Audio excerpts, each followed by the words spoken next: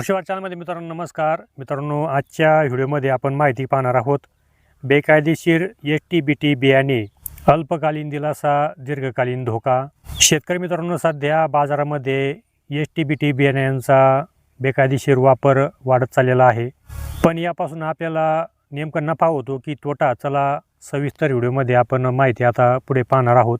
उत्पादन अनिश्चितता आणि आर्थिक संकट. एस-टी-बी-टी बियाण्याची कोणतीही आर्थिक आपण हमी देऊ शकत नाही. शेतकरी मोठ्या आशेने खर्च तर करतो, परंतु तो खर्च पण आपला येथे निघत नाही.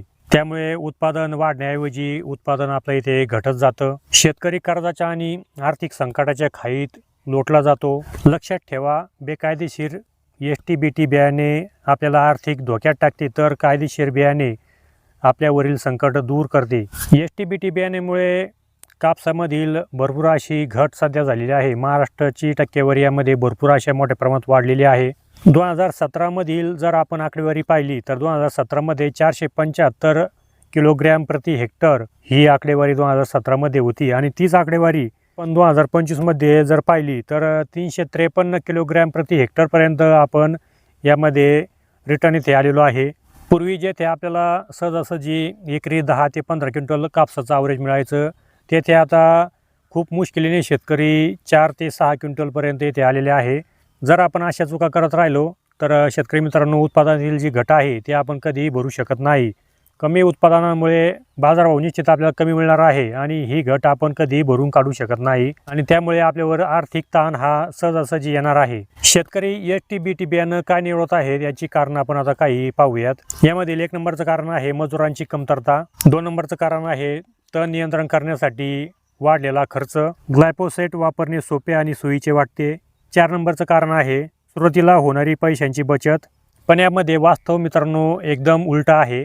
वारंवार फवारणीमुळे आपल्याला यामध्ये खर्च वाढतो. तण प्रतिकारक्षम झाल्यामुळे यामध्ये तण व्यवस्थित मरत नाही, त्यामुळे तणामध्ये बळकटी येते. त्यामुळे भविष्यात तण नियंत्रण करणे कठीण जाते. हा अल्पकालीन दिलासा लवकरच दीर्घकालीन तोट्यात बदलतो. ग्लायफोसेटचा अतिवापर कसे संकट बनते ते आता आपण इथे पाहणार आहोत. एस-टी-बी-टी बियाण्यामध्ये ग्लायफोसेटवर आपण जास्त येथे अवलंबून राहतो. अतिवापरामुळे ग्लायफोसेटला पण येथे तण दाद देत नाहीत, ज्याला आपण सुपरवीड म्हणतो. यापासून पुढे आपल्याला भविष्यात काय हानी होणार आहे आता ते आपण इथे पाहणार आहोत. भविष्यात तण नियंत्रण करणे आपल्याला कठीण जाईल. शेती अधिक खर्चिक आणि कमी प्रभावी होईल. उत्पादनात मोठी अनिश्चितता येईल. बियाण्यांची गुणवत्ता आणि कायदेशीर धोका यामधून आपल्याला निर्माण होईल. बेकायदेशीर एस-टी-बी-टी बियाणे म्हणजे कोणतेही नियमन नाही किंवा त्यावरती कोणतीही चाचणी झालेली नाही. उगवण क्षमतेची शेतकरी मित्रांना कोणतीही हमी नसते. बियाणे निकृष्ट निघल्यास कंपनी कोणतीही प्रकारची जबाबदारी घेण्यास तयार नसते. सध्या बाजारात 7.5 दशलक्ष पाकिटे विकली जात आहेत, ज्यामध्ये महाराष्ट्राचा मोठा वाटा आहे. जर ही बियाणे अपयशी ठरली तर याची जबाबदारी कोणी घ्यायची, हा मोठा प्रश्न मित्रांनो आपल्या समोर आहे. छुपा खर्च आणि अर्थकारण. जास्त फवारणी म्हणजे अधिक गुंतवणूक. मजुरीचे दर सतत वाढत आहेत. उत्पादनातील अनिश्चिततेमुळे शेतीचे नियोजन कोलमडते. मित्रांनो, एक चुकीचा निर्णय आपली पूर्ण पुंजी जी आपली जमा केलेली आहे तो संपवू शकतो, हे मित्रांनो आपण लक्षात ठेवा. यामध्ये सुरक्षित मार्ग कोणता आता ते आपण इथे पाहूयात.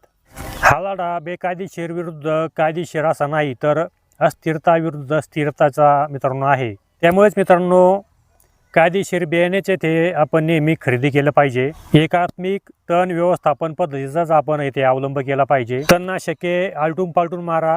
ग्लायफोसेटवरतीच आपण अवलंबून इथे राहू नका. जमिनीचे आणि पिकाचे दीर्घकालीन आरोग्य आपण इथे जपलं पाहिजे. यामधून आपल्याला निष्कर्ष नक्कीच मिळतो. स्थिर उत्पादन म्हणजे स्थिर उत्पन्न. बेकायदेशीर एस-टी-बी-टी बियाणे आपल्याला सोपा मार्ग वाटू शकतो, पण शेतीतील असे शॉर्टकट नेहमीच दीर्घकालीन धोक्याचे ठरतात.